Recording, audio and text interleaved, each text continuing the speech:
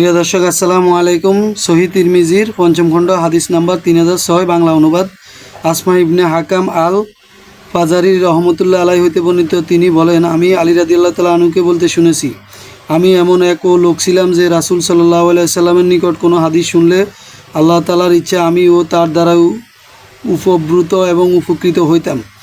আর আমার নিকট তার কোনো সাহাবী হাদিস বর্ণনা করলে আমি তাকে শপথ করে বলতাম, আমার কথায় তিনি শপথ করলে আমি তার সত্যতা স্বীকার করতাম। অতএব আবু বকর রাদিয়াল্লাহু তাআলা আনহু আমার নিকট হাদিস বর্ণনা করেন। বলা বাহুল্য, আবু বকর রাদিয়াল্লাহু তাআলা আনহু সত্য কথাই বলেছেন।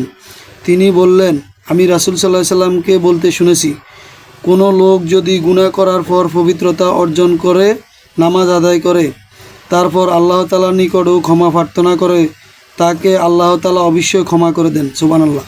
তারপর তিনি এ আয়াত অনুবাদ করেন, যাদের অবস্থা এমন যে তারা কখনো অশ্লীল কর্ম করে ফেলে অথবা নিজেদের প্রতি জুলুম করে পরে আল্লাহ তাআলা স্মরণ করে এবং নিজেদের গুনার জন্য ক্ষমা প্রার্থনা করে, তাদের ক্ষমা করা হয়।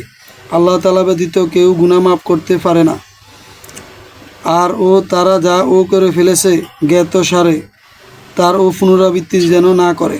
সূরা আল ইমরান 135 নম্বর আয়াত। হাদিসটি হাসান, ইবনে মাজাতে হাদিসটি 1395-তে রয়েছে।